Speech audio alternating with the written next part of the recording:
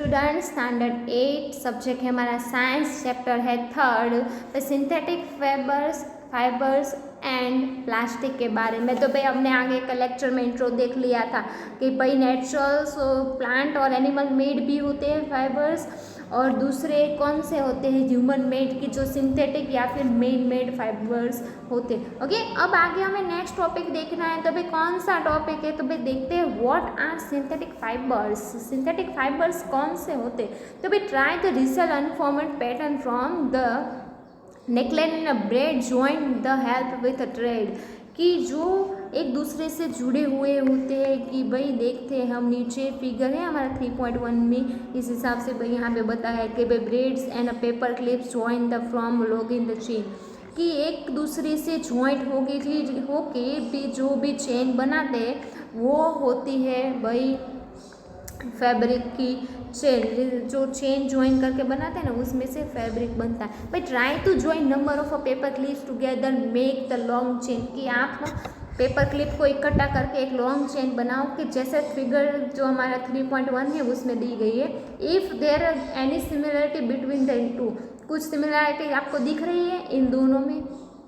एक कैसे अच्छे से जुड़ा हुआ है, ये पिन टाइप जुड़ा हुआ है, हमने चेन बनाई। ये जो आप फर्स्ट चेन है वो दो हमारे जो धागे में पूरे हुई हुए, इसलिए वो अच्छे से फिट करी गई। वो दूसरे में क्या है, जो हमने क्लिप द्वारा फिट करी गई है। ओके, तो भाई देखते हैं उसमें synthetic fibre is also chain of a small unit join together each small unit equality the chemical substance, कि जो सिंथेटिक फाइबर होते हैं also chain of a small units, की जो छोटे छोटे जो यूनिट्स होते हैं उससे जुड़े हुए होते हैं। But each small unit include the chemical substance, की जो कुछ ऐसे भी होते हैं कि जो छोटे छोटे यूनिट्स होते हैं ना वो केमिकल सब्सटेंशन जुड़ जाते, ऐसे जुड़ते नहीं।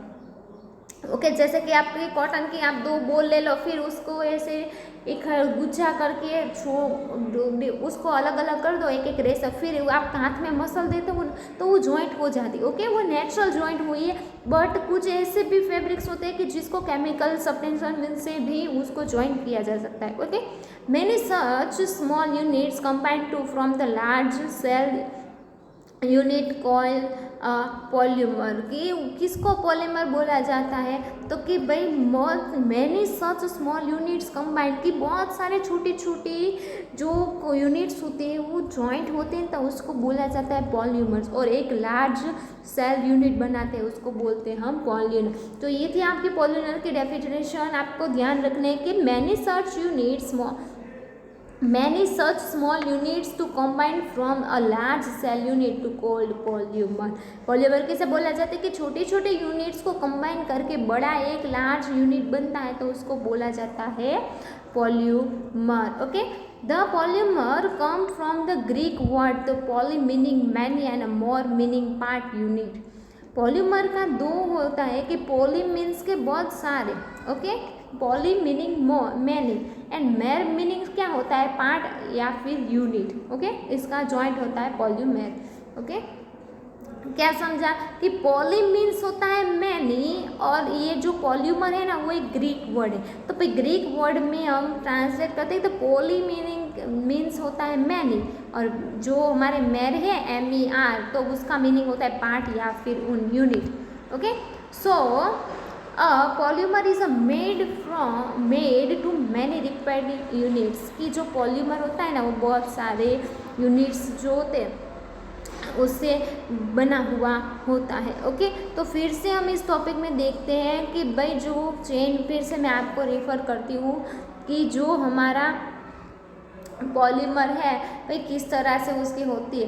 तो भाई सिंथेटिक फैब्रिक्स में क्या होता है कि भाई रिसल पैटर्न आपने देखी, कहीं नेकलेस या फिर पिन ज्वाइन करके आप उसमें से डिफरेंट महसूस कर सकते हो।